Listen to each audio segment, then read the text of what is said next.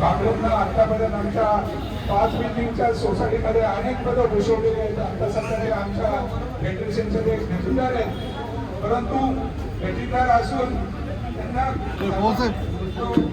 आर्थिक व्यवहार आहे मोठ्या विश्वासानं माझ्याकडे दिलेलं आहे. तो म्हणलं कुमार साहेब तुम्हीच बघा, ते जमणार नाही.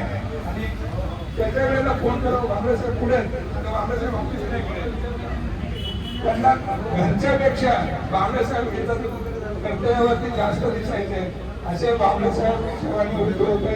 त्यांना माझ्या कुटुंबाच्या वतीनं, माझ्या वतीनं त्यांना पुढील वाटचालीसाठी आणि आयुष्यासाठी सुख समृद्धीचं जावं अशी मी शुभेच्छा देतो. धन्यवाद. अजून कोणाला काय 2 शब्द सांगायचे त्यांनी समोर या.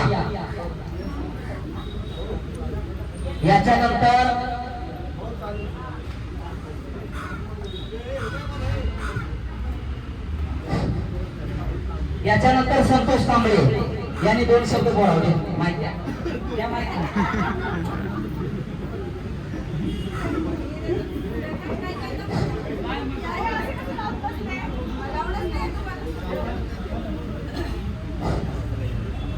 कोणाला 2 शब्द बोलायचे असतील बांगडेच्या आईवडिलांबद्दल त्यांनी बिनधास्त बोलावं. आणि हॅलो, अशोक खानविलकर बोलतो.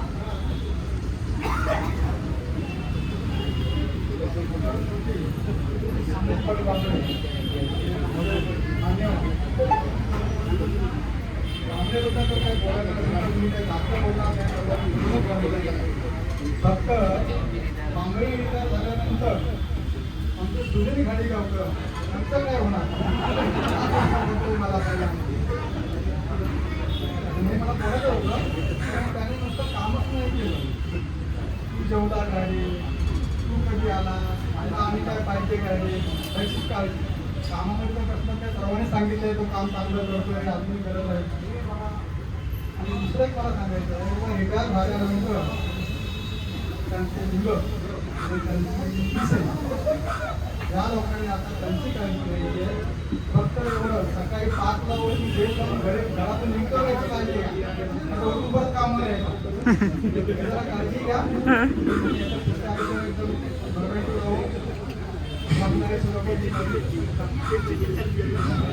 चला, याच्यानंतर जवळजवळ मला 2 शब्द बोलणारे सगळे झाले आता.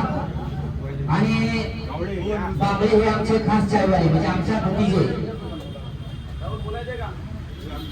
बांगड्यांचा एक खास स्वभाव म्हणजे खरं बोलणं. मग ते समोरची पार्टी कोणी असो, खरं बोलल्यामुळं हा बांगडे चायवाले हे सगळ्यामध्ये पूर्ण झाले. आणि त्यांनी आजपर्यंत कुणाला राग केलेला नाही, कुणाबरोबर झगडा केलेला नाही. कोणी काही बोलू, कामामध्ये चुकी जरी झाली, समोरच्या कोणीही काही बोललं बांगड्यांना तरी कोणावरती राग धरत नव्हते. आणि बांगडे आणि आमचा सहवास 2011 पासून पुढे आमचा सहवास झालेला आहे. तरी आता ते बांगडे पण नाशिकचे आणि आम्ही पंढरपूरचे, काही माणसं म्हणजे सगळ्यांचा स्वभाव सारखा. तरी बांगडे यांनी सर्वांना सामावून घेऊन कामामध्ये सर्वांना, कुणालाही कामामध्ये त्याने हलगर्जीपणा कधी केलेला नाही. भले ते आपल्याला काम माहीत असो किंवा नसो, पण कोणी साहेबांनी कोणी फोन केला की चायवाले असं काम आहे तर कधी नाही बोलले नाही. हे सर्व साहेबांना, सर्व मॅडमांना, सर्वांना माहित आहे. तरी असा माणूस निरोगी आयुष्यामध्ये आपल्या एकदम निरोगी असा आपल्या चायवाला डिपार्टमेंट मधून रिटायर झाला. आणि इथून पुढे पण आता आपल्यासारख्या, माझ्यासारख्या लहान माणसाला त्यांना सांगण्याची काही गरज नाही.